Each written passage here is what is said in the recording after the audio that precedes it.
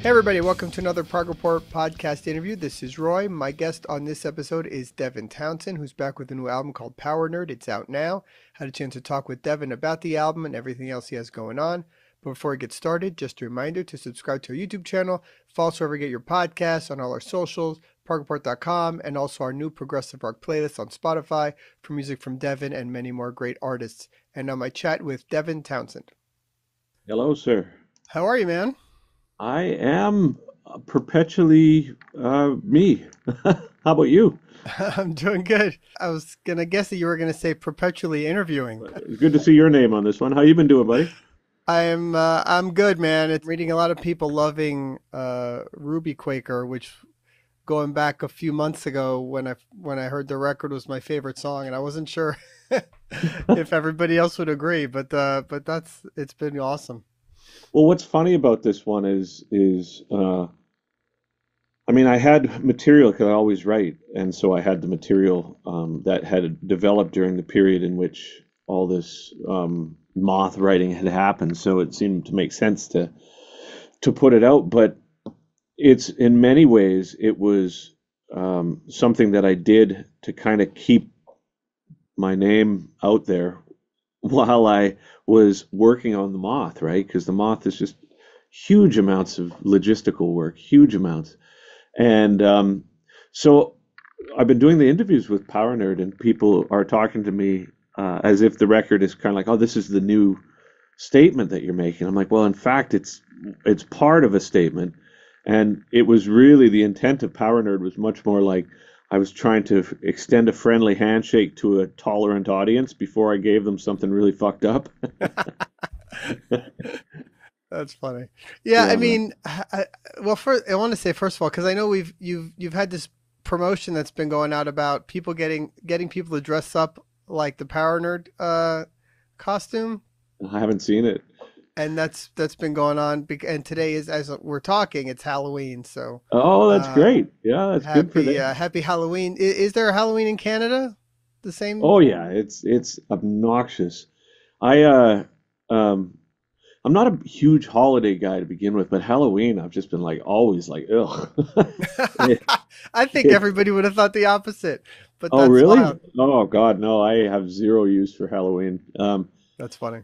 And I'm that guy in the neighborhood who's like just the worst at Halloween. All the lights are off, you know what I mean? There's like spikes on the driveway, you know what I mean? Like, and plus I've got an older dog, and so every time the doorbell rings, it's Oh, like that is the goes worst. Yeah. fucking crazy. And it's like, and I feel the same way about Halloween that I do with a lot of popular media. I'm like, why is it just like murder is such a big thing? Like, I don't get it. Like every time I try to watch a TV show on Netflix, it's like some thing about a serial killer. I'm just kind of like, wow, Yes, is it's that what, very common. Yeah, as a absolutely. society, that's become the new heroes, right? It's like, it's just so fucking ugly in my impression that when people are like, oh, you're dressing up for Halloween? I'm like, yeah, I'm dressing up like someone who can't wait for it to be over. Here's my outfit. What do you think? That's very funny, man. Well, your powder costume was a winner though, and I think Yeah, people are liking that one. yeah, man. And it cost me just under $2, Yeah, right? that's how you If do you it. Yeah, if you don't Other consider, costumes are, people spend hundreds of dollars on these things, yeah, and man. yeah, you don't need to do that. Well, and plus, the actual long underwear. Had I had to buy that stuff's expensive, actually. I don't know if the last time you've bought long underwear from a, No, I'm in from a, Florida. We don't have much use for it, but oh, yeah. yeah, okay, well, fair. Yeah, up in Canada, that's like our traditional garb. But it's to get a good pair of long underwear is probably about $50, maybe more, maybe $100, and 100 Canadian bucks. So uh, 25 bucks American. But yeah, if you take that out of the equation, I spent $1 on the tablecloth that ended up being the cape and the mask, and they had a bit of duct tape for the PN. I borrowed a pair of dishwashing gloves that were too small. And then, yeah, the cod piece, which is a malleable piece of kit where you can use basically anything for that part, right? Perfect. Yeah. Yeah, No, it looks great. It's super hilarious. It's awesome. yeah. And it works as your Halloween. That can be your Halloween costume. What was The funny about it is when we the put mask. when we put the video out, people thought, oh, it's like, you're wearing a funny costume, but the amount of my life that has been moving, renovating, building for the past couple of years has been such that that is more like an autobiography than it is like a comedic piece. That's funny. We should actually talk a little bit about the actual record, Sure. which is already out. Power Nerd, as we're talking, has been out almost a week now. I mean, I think it's for I don't know. Your music's always different. Every album is changes from one to the next, and that's a Yeah, common man. theme. Um, I think this one is sort of maybe more in the middle of a lot of your work. There's some heaviness, some zaniness, some melodic stuff, some introspective stuff. It sort of covers a lot of what you do very well, I think. Um, is that how you see something like this, an album like this? Yeah, I guess so. I really see it, like, frankly, as a placeholder so I can continue to work on the moth. Um, and but as such, I can't phone these things in. Like it's not in my nature to just kind of like shit something out without putting energy into it. So I put a huge amount of energy into trying to make Power Nerd more like an overview of what I do for people who are perhaps new to it or what have you. So it certainly doesn't reinvent the wheel, but where it's coming from on an emotional front and on a practical front is really authentic. It's something that I went through a bunch of really difficult moments while making this record unexpectedly. And so the value of this record is maybe not in terms of what it's trying to do musically. It's more about what it represents in the scope of the whole project of the moth, and it's a different vantage point to sort of analyze loss or death or grief. And each one of these records, Power Nerd, The Moth, Axolotl, and then this Ruby Quaker show, analyze the same concept, but it's just from a different vantage point, right? But really, brother, Power Nerd, I put a shitload of effort into it, but it was meant to sort of be a placeholder so I could continue to work on the moth, and that's what it is, and I'm very proud of it. But that's what it is, right? So, at what point when you're putting this album together, there's a lot of lyrically, it seems a lot about overcoming or Sure. empowering, dealing with Yeah. grief, Yeah. that kind of stuff.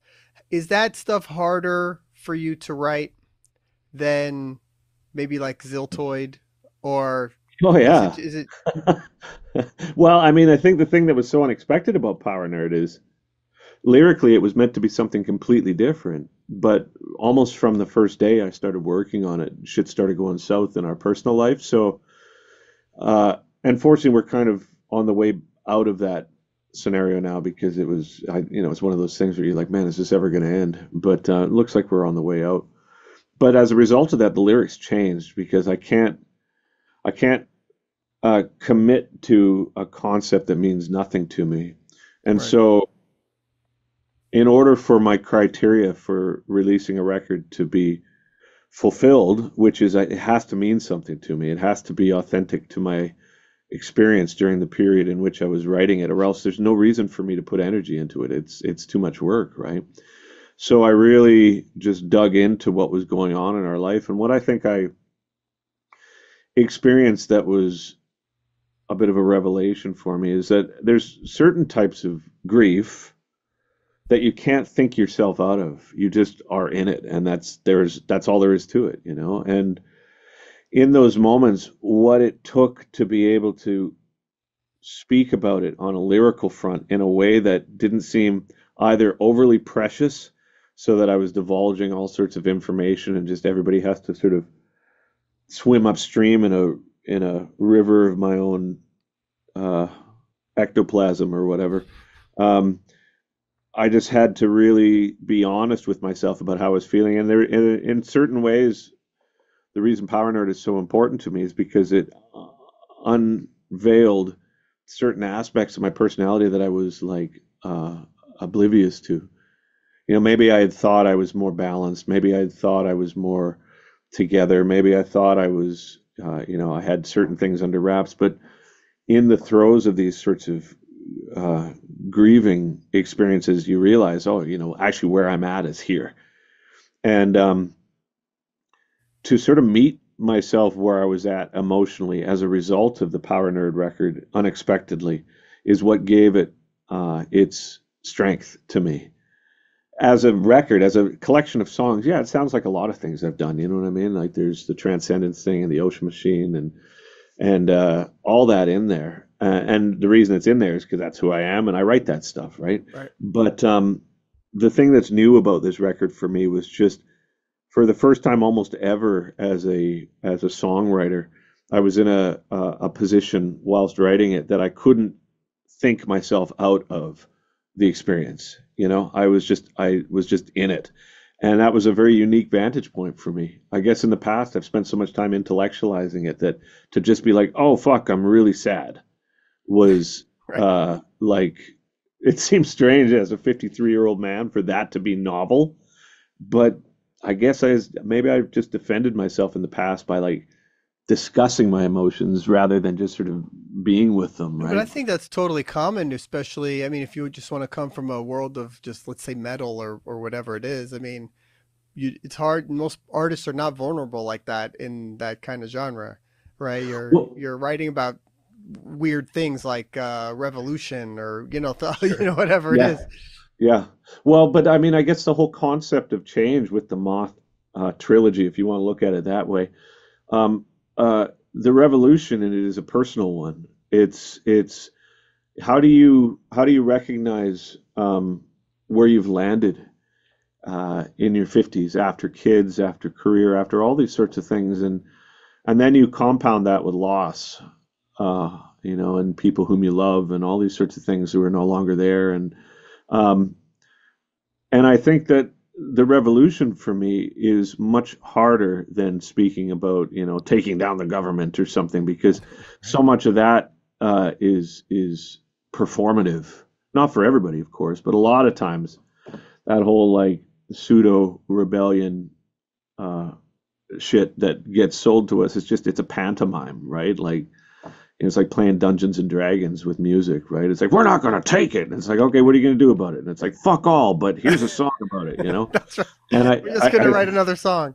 yeah, it's like when do we want revolution? It's like oh, but I think for me, what I found a much more difficult road for me personally to take as opposed to having sort of performative revolution or rebellion type lyrics is just be like, okay, so what's really difficult is recognizing that where I'm at and the vulnerabilities of that and what it takes for me to be present for loved ones and for friends and for my work and for myself and to cultivate a certain degree of self love or self respect after years of my internal dialogue being, oh, I'm a fucking idiot, you know, is a huge step to take. And I think what comes with that, frankly, is as soon as that process began with me, it's almost like a crack in the dam appeared. And then when that was compounded by like losing somebody, your ability to um, not participate in a true emotion all of a sudden goes out the window. I'm like, it can't be performative now because I feel ridiculous even considering that. So unexpectedly, my circumstances dragged me through this latent emotional growth that I think I've been holding at bay for many years because I could. But this was the first time where I was just so deep in it. I was like, my hands were up. I was like, fuck it, I can't think my way out of this Did one. you It's find just after you wrote that stuff that it had that cathartic kind of result for you? catharsis in a way. Not catharsis as in, well, now that I've expressed that, I feel better. The catharsis was more about, oh, my capacity to handle that is greater than I thought. It's like I think a lot of times the avoidance of scenarios that could be potentially painful becomes sort of a subconscious drive to avoid those things. Like I think I didn't even think you realize it. It's like your subconscious, like, yeah, we'll just go this way now for no reason whatsoever. And it's like I think because your subconscious, like, because that way lies monsters, right? And but when those monsters just kind of pounce, and you're like, oh shit, I guess now we're dealing with this. And then once that crack in the dam appears, like all this shit from the past comes out too. Like I remember in 2009, I lost all four of my grandparents in that same year, but I was so busy trying to be like a responsible dad and all these things that went along with it that I didn't process it. And I was very close to my grandparents. And Yeah. so during this thing, all it takes is for a crack to appear with all these emotions that are unprocessed. And then all of a sudden it starts coming out, and you're like, Jesus Christ, when is this going to stop? Like, aspirin commercials are making me cry. This is insane. Like, this is not a practical way to to continue, right? But as a result of that, the catharsis came in the form of the thing that you've dreaded is now upon you, and the recognition that not only do you have the capacity to handle it, and it's not easy, but also the recognition of once that pendulum is swung to that extent, it comes back. And that's what Ruby Quaker is meant to represent is like, well, the next morning, it's like, oh, okay, we're back to work and let's have a cup of coffee. And where were we, you know? Yeah. And so the record was shockingly cathartic for me, but in ways that uh, I hadn't prepared for. And the irony of it is it was a party record. It was supposed to be this dumb, you know, before I released The Moth, before I released Axolotl, here's songs, yay, it's fun, big choruses or whatever. Um, but it just didn't end up like that. It ended up being this profoundly intimate experience that adhered itself to this really linear sort of song structure. So So speaking to that, the some of the styles of the songs, let's say Goodbye, for example, sure, is almost like an 80s, Def Leppard Def kind Leppard, of, man, right? It's a yeah, Def Leppard guitar riff kind of thing. yeah, dude, And I've heard you talk about them a lot, which is great. yeah, And, but it's also, but you've talked about how it's like a really deep, heavy song. So was the music written first for that? And yeah, then oh yeah, oh yeah, how did that apply then to that? Because it's almost an uplifting musically. It's, yeah, it's like a yeah, rocker, right? So yeah. how does, when you're working on that song, how does that merge? I just keep singing things that are wrong until it pisses me off enough that I find the right things to say. I mean, I'll sing something and I'll edit it and I'll, because a lot of what my process entails, which is inefficient, is that I can't get a sense of how I feel about something until I've articulated it well. So that can be with bands. I have to take it to a certain level to know how I feel about it. It's a chorus. I have to complete the vocals before I know how to feel about it. It's super frustrating, man, but it's how I am. So I would go through the process of recording these lyrics and these words and these sentiments and then sit with it and hear it. And then after 4 days of work on it, be like, oh, that's absolutely wrong. That doesn't resonate with me at all. And then I have to tear it back and then try a different melody and try a different thing. And so when I finally landed on something that made sense to me in terms of my situation and also with the music that had been recorded, uh, it became undeniable to me when it made me feel like just ruined. And it's like it's a strange criteria for an album that it's like, oh yeah, I know this song is right when I leave it just totally fucking messed up. And so really tonally, melodically, all those things were already sort of established. So as opposed to working to reinvent the wheel once all the drums had been tracked and bass been tracked, I was just like, it's up to me to sort of adhere the vocals to this in a way that seems appropriate.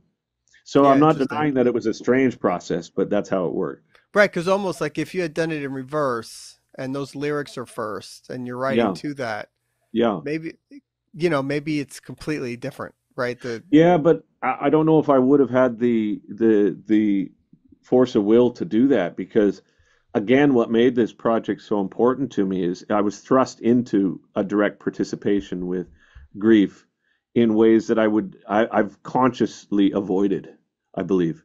And having a light shone on that even was interesting to recognize, oh, you've been avoiding dealing with these sorts of feelings for much of your life, right? Like mortality and loss and death and grief and all these things. And so to be in a situation where those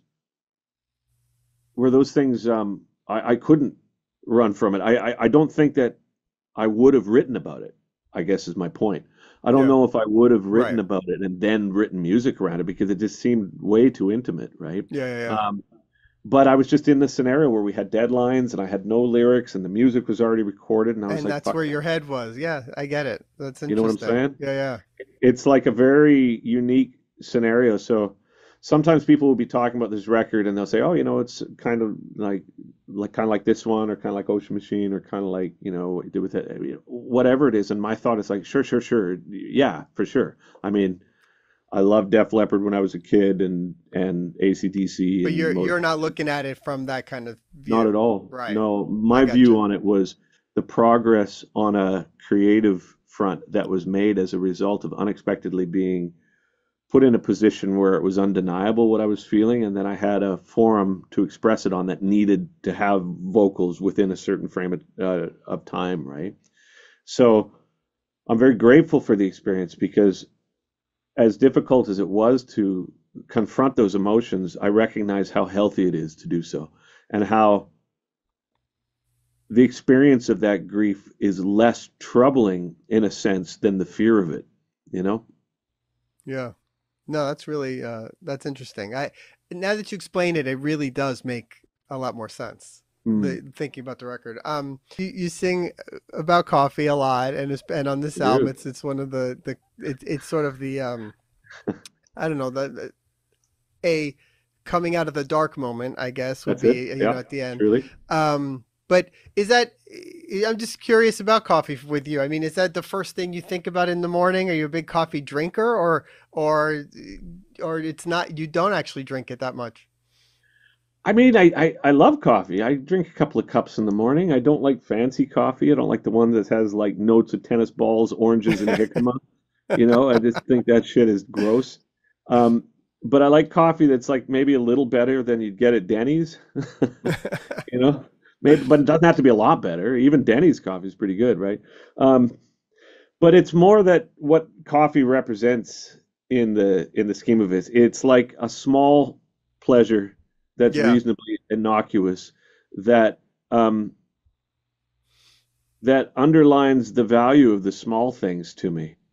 It's less like, oh, I sing about coffee because I'm obsessed by coffee and I've got like a AeroPress that I every morning I put, certain types of right, right, right. shapes balanced with You're growing your water own and beans in the backyard. oh, fuck that, dude. I've got a one of the biggest things when I bought a studio is I spent $1,000, which was way too much, but it was actually more than $1,000 on a coffee machine that you put the beans in and you just press a button and it just kind of shits out a black coffee whenever you want it. And yeah, I mean a couple of cups of that in a day. It's not like I'm obsessed with it, but what it represents to me is much more like here's a small pleasure. And I think that putting light on a small pleasure uh, underlines the sense of gratitude that I feel towards my life and my work because it's some people are like, oh, it's my work, it's my life, it's more important than my family, my friends. Right, Fuck right, that. right, It's not. you know it's right. like I'm grateful to make music. I mean, dude, talk about a first world privilege, right? So with that in mind, I speak about coffee with the same sort of thing. I'm like, yeah, it's like it's a small thing and I really like it, and there it is. That's it. What can you actually tell us about the moth, since that is such a big major focus for you? I know you're doing a show soon Yeah. about it. What can you actually say about it? The Moth is something I've been plotting for about 10 years. I started writing it about 10 years ago, but it's not like I've been consistently writing it. I've been actually learning how to put together orchestration and a musical and an opera and things like this. And ever since I was a kid, and I was born in 1972, and about 1976, 1977, I would have been about 4 or 5 years old. I was exposed wildly to musical theater through the films that were popular at the time, Jesus Christ Superstar, Paint Your Wagon, West Side Story, Cats, Phantom of the Opera, Popeye the musical. I mean, it was just such a fundamental part of my upbringing that even though now when I watch those things, the Fiddler on the Roof, it's like a little cringy, some of it, Yeah. but I really learnt my musical vocabulary through that and things like the Star Wars soundtrack. It's the stuff that John Williams had done. It's I knew about certain intervals that Stravinsky used in The Rite of Spring before I ever had heard about Stravinsky, just because I was like, oh, that's the Sand People sound. You know what I mean? Yeah. So much of my musical formative years were informed by these sort of broad strokes of emotion that came with musical theater. And on my bucket list, I'm like, I want to make one of those. That's it. And I want to combine it with heavy music. I want it to be like a 70s musical kind of thing without the same sort of lyrical thing, right? I want it to be a little more current, I guess, in the sense of not making my asshole shrivel up when I hear the dialogue. Right. But I've always wanted to do that. And so one of the things that came with like these more direct experiences with your own mortality, it's just like, oh shit, well then you should do it. And so I'm doing it. So there's actors, and are you performing on stage, or are you just writing it? Well, the stages that we're at right now, because one thing that I had anticipated, but maybe not to the extent, is the logistical challenges of pulling it off. So we've got these two shows in the Netherlands, March 27th, 28th, but it's 160 musicians, more than that, Oh close my to God. yeah, close to 200 musicians, and everybody has to every little things that you wouldn't expect, like who rents 200 chairs for this performance, and is it the orchestra, is it the choir, is it me, is it whatever? It's like, and then also little things that you wouldn't expect, like, okay, so you've got all these people that have got to, I have to delegate the workload to, like the choral director, the orchestrator, the band, the conductor, all these things. Yet little things you wouldn't expect. Everybody's on a DAW that's different from each other, like a digital audio workstation. So I make a tempo map in Pro Tools and it doesn't work in Logic. And so we make one for Logic and that doesn't work for Cubase. So we make that one for Cubase and that doesn't work for Bitwig. And we make one for Bitwig and fortunately it works with Ableton. You know what I mean? So, and then if I have to make a change to the structure of it, it means like all the way down the line, the ripple effects of that are like absurd. So Yeah. we're currently in the process of just getting the foundation set. And then from there, I'll be able to define who the actors are, what the storyboard is. Is it an animated film? Is it just me as a solo performance? Like, but the first things first is the foundation, and that's where we're at. So recapping, Power Nerd, it's out. Yeah, Get it? there we It's go. awesome. And We got time. one. And all right, man. Always great talking to you. Good luck with everything. Good luck with the moth. Good luck with the new record. And And thank you for everything, Roy. we'll It's great talk to again talk to you again, soon. You buddy. got it, man. Good to see All you. right. Bye bye. Bye. Hey, thanks for checking out the podcast. Don't forget to subscribe to our YouTube channel, wherever you get your podcasts. Follow us on all our socials and ProgReport.com. And we'll see you all again real soon. Thanks.